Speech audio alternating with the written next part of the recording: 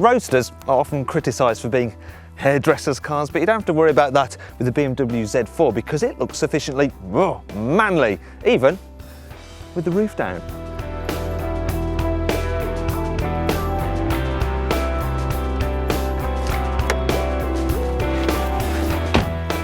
See, I don't look like a hairdresser, do I? Maybe a barber. Inside the Z4 is a design work of art with one of the most distinctive dashboards of any car, and as you'd expect from a BMW, the materials feel suitably premium too. It's easy to get comfy here in the Z4 because as well as being able to slide the seat and recline it, you can also tilt it, raise it, and even extend the base. Standard equipment is generous right across the range. All cars get 4 airbags, DSC anti-skid control, USB input for your MP3 player, Bluetooth for your mobile phone, dual zone climate control, leather and xenon headlamps. Being a roadster, obviously space is at a premium, but there's still a reasonable amount of practicality here in this cabin. For instance, the side door bins, they're extendable. You've got a secret little storage compartment under there. The glove box, well, that's reasonable. There's a couple of cup holders under there, a ledge here to store your bits and bobs, and this car even has a hatch for your skis. Look, it even has a special sheath to put them in so that the edges don't damage your interior trim. Unfortunately though, I don't ski, I snowboard, and you wouldn't be able to fit a snowboard through that gap.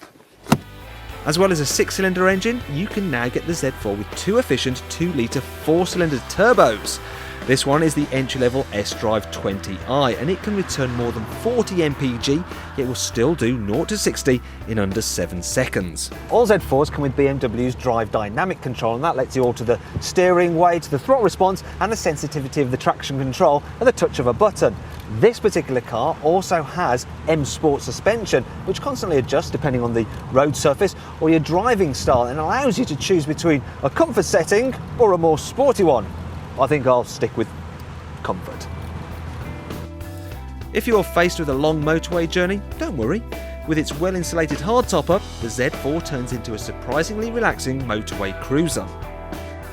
However, that brings me on to the downsides, and with the lid up, even though there is quite a bit of space between you and the passenger, the cabin somehow feels a little bit claustrophobic and you can't get an optional glass panel to help brighten things up. And then there's the handling, which, I mean, it's good, but it's not quite as sharp as you'd imagine a BMW sports car to be. I mean, this car has actually been set up as more of a GT, and as a result, the steering, it's not telepathic in the same way that it is on a Porsche Boxster, or a Mazda MX-5 for that matter.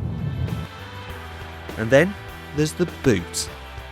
It's actually a really good size, so long as you have the roof up. Now that said, it's still not quite as large as on the Mercedes SLK, though it does still suffer the same problem as the Merc, and that's that if you ever want to take the roof down at any point, you have to make sure you can fit your luggage under this hood. And as these warning signs clearly show, you can't put luggage down the side or on top of it. And of course, once you've got the roof down, you want to get your luggage out, you have to put the roof back up. And that's a problem you don't have with the soft top Audi TT. What's more, the Z4's starting price is quite a bit more than the Audis, and you can't get it with a diesel engine. But does that really matter?